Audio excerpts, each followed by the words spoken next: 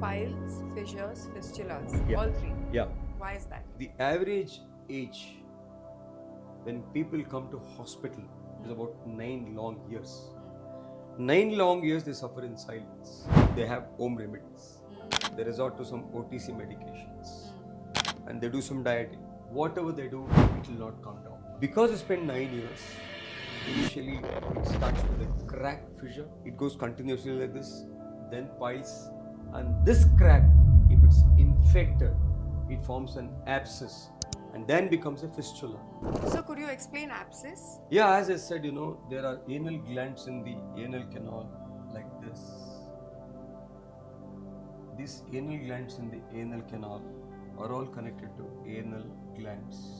Anal glands are connected to anal canal. So we have bacteria in the gut. We have bacteria coming from below when they sit in bad washrooms. So when they pass hard stools, when they strain while passing stools, when they pass loose stools, so this gland gets infected and becomes a big abscess. This is called as perianal abscess. Normal stools contains bacteria. This bacteria, when they put pressure while passing stools, when they pass hard stools, when they pass loose stools, or they sit in a dirty washroom, this bacteria will get access from here. It gets infected and forms a swelling here. This swelling is called as abscess. So doc, how can people cure abscess? What is the treatment? When there is swelling, there is pain, there is fever, they can't just sit and work, they can't stand, they can't walk.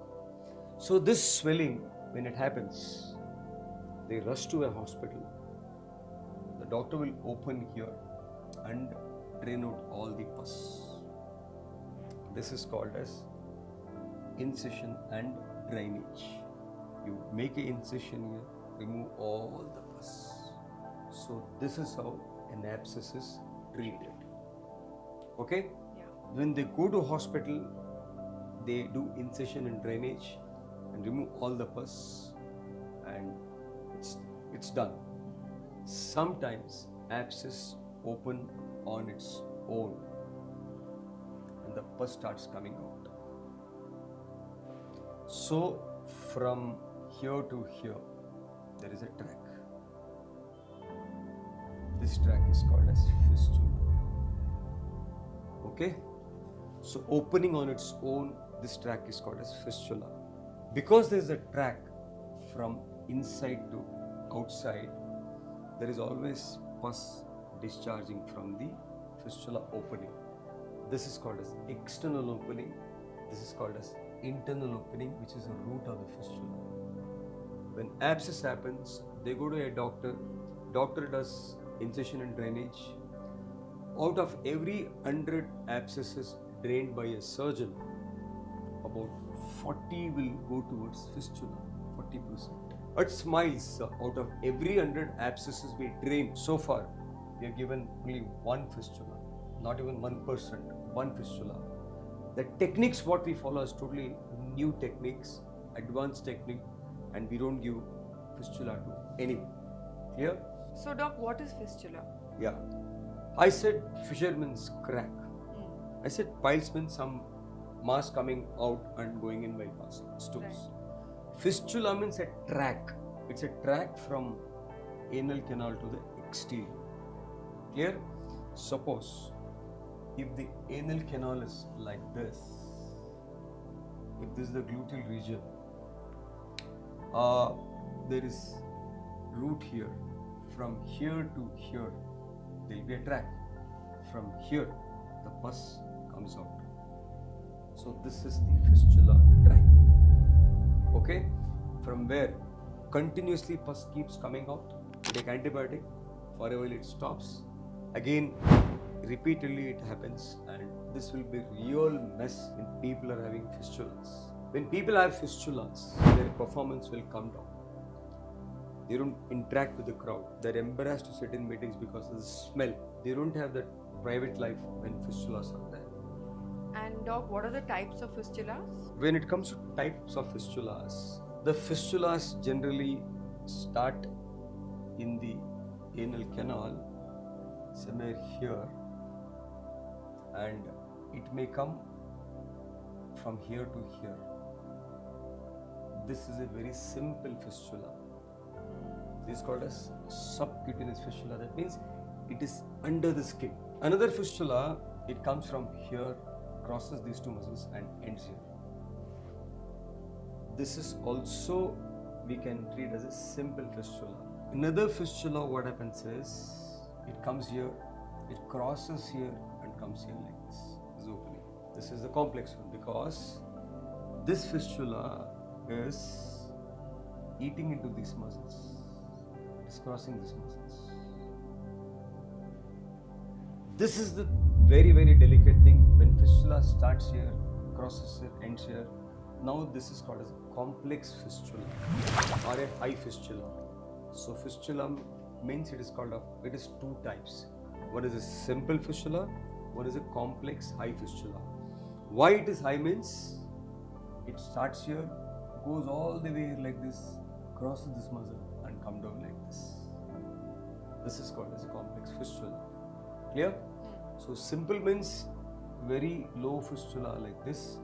Complex means very high fistula crossing all the muscles. So, doc, other than simple and complex, are there any other fistulas? Yeah, simple fistula and complex fistula, it all depends on the muscle where the fistula track is crossing. The other type is very, very important because, see, if this is the anal canal and if this is the female private part, okay, sometimes it starts here, it all the way goes here and it will open in the wall of the vagina. Sometimes it starts here and opens inside the vagina. This is called as rectovaginal fistula. When this happens, from the vagina, the pus will start coming out from here and sometimes stools will come out from the vagina. This is called as the rectovaginal fistula in females. In males, what happens? If this is the male private parts,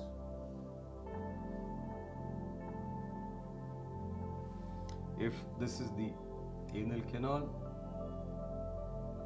fistula may start here. It will travel all the way here and opens here in the scrotum. Right? Sometimes it starts here and I have seen going inside the penis like this. Sometimes it starts here, it goes all the way and opens somewhere in the abdominal wall. For example, if this is the anal canal, it starts here, goes here, all the way opens in the abdominal wall. If this is the wall, it opens somewhere here. Sometimes it goes all the way here and opens in the thigh. Okay. Next, this is the anal canal and this is the junction. We have prostate gland here in men. If the fistula is inside like this, it may sometimes open in the urethra, that means the urinary tract here, and it is called as rectourethral fistula. Rectourethral fistula means the urethra where the urine passes and the rectum where the stools passes, they are connected. So from the urine place, stool is coming out, from the rectum, urine is coming out. So this is also a pathetic condition where people deal with it. Clear? It may open into the vagina and cause the rectovaginal fistula.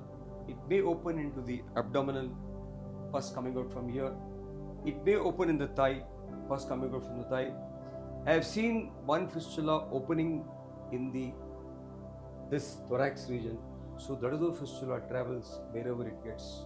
So these are simple fistulas, complex fistulas, rectovaginal fistula, rectourethral fistulas, and fistulas opening outside. Now, what are the other causes of fistula? 90% of fistulas are due to bacteria. Remaining 10% are due to tuberculosis, ulcerative colitis, Crohn's disease, chlamydial infections, HIV, and many other causes. It is very, very important to find out the root cause of fistula. Otherwise, fistulas cannot be treated completely. And what do you do generally to find out the root cause of fistula? Whenever a patient comes with a fistula, generally first we do an MRI scan. Why we do MRI scan is, as I told you, if this is the anal canal and if this is a junction, fistula, is it starting here or crossing here? Is it starting here or crossing here? Is it starting here or crossing eye up here? How many tracks it has got? Whether it has got one track or any branch like this, or any branching out like this, or any branches out like this. So for a fistula proper treatment, MRI scan is a must. When we see the patient in the outpatient, when they come here, for example, we see a small starting from here and ending here. The distance is only this much. When we see, it looks like a simple fistula, but when we do the scan, it is starting here, going high up and ending here, eating away all the muscles present here. So, a simple fistula to look at can be a complex fistula on a scan. A complex fistula on examination can be a more complex fistula in a scan. So, MRI scan is a prerequisite to operate a fistula. Without MRI scan, we don't touch fistulas. So, MRI scan is very, very important. So, this is to map out the fistulas. Clear? That's number one. Number two, to find out other causes of fistula, whenever a fistula patient comes to us, this is the large intestine. This is the large intestine. Okay, and the fistula is here. Clear? Now, this is the cecum. Small intestine starts here. So, whenever a patient comes with a fistula, we do a colonoscopy completely, go all the way here, go all the way here, go all the way here, and see up to the ileum to see if there is any ulcerative colitis, means leaky gut syndrome, if there is any Crohn's disease. Crohn's disease, generally it is in the entire gut from mouth to anus. Ulcerative colitis, it is only in the large intestine. So this is the small intestine, this is the large intestine. Sometimes tuberculosis in the junction of small intestine and large intestine, TB, can also cause fistula. So a colonoscopy is a must when we do a fistula procedure. Without doing a colonoscopy, we should not proceed with any procedure. So one is MRI scan, one is colonoscopy. Then when we do the fistula procedure, when we do the fistula laser surgery, we take the tissues from the fistula tract and send it for biopsy, histopathological examination, to see if there is any TB, to see if there are any granulomas, to see if there are any cancerous changes in the fistula. Fistula treatment is complete when we find the root cause and treat the root cause. Otherwise, it is not complete. Doc, I've seen that some people also come back with fistulas. Yeah. Why does that happen? Yeah, when people come back with fistulas, it is called as recurrent fistula. The fistula has reoccurred. Why does it happen? People operate without doing an MRI scan, number one. Number two, even they do an MRI scan, the MRI scan is wrongly reported. Number three, inexperienced surgeon. Number four, not finding out the root cause. A lot of people complain that they, after the fistula surgery, they lose control over their stools. Yeah. Why does that happen? This happens when operated by an inexperienced surgeon, when operated by a surgeon who does not know the anatomy of the anal canal and the muscles, and wrongly reported MRI scans. Can you show your hand? Like this, hold like this. Come here, come closer. Okay, now release it. Hold my finger tightly. Hold it. Tight. Tight. Okay? See now, this is one muscle. This is one muscle. This is one muscle. So this is the ring, anorectal ring it is. This is one muscle. Now hold it tight. Remove this. Only one finger. There's control there. There's control there. Yeah. Yeah. Remove this finger. There is control Yes. there. Yes. Remove this. There is control there. Yes. Remove this. So a doctor while operating a fistula should know what he is cutting, where he is cutting, how he is cutting. Here we don't cut any muscles. We do advanced laser procedures. They are called as sphincter saving procedures. The muscles which you are holding like this, we will not touch. We will go through the track and burn out in laser. So that is how we do laser procedure for fistulas. So incontinence because of cutting the muscles, not properly knowing the anatomy, not experience in operating fistulas, that is how reoccurrence happen, incontinence happen. The only surgery which is most difficult in the world is fistula surgery. Many surgeons' reputation have gone because of fistula surgery more than any other surgery in the world. They say if somebody has got a fistula, please refer it to your enemy so that he will end up in problem. In our book Gulliger, which is Bible of colorectal surgeries, he says it is more difficult to operate a fistula than a rectal cancer. Fistula is the only surgery in the world where it is not standardized. So always it is better to go to an experienced surgeon while dealing with fistulas so that there is no reoccurrence, there is no incontinence for stools. At Smiles, we are the pioneers in treating fistula, and we get patients worldwide. About 45 to 50 countries patients come to Smiles. Entire country fistulas complex reoccurrence come to Smiles. Entire Karnataka state complex recurrent fistulas come to Smiles. So we are the pioneers in treating reoccurrence of fistulas and complex fistula.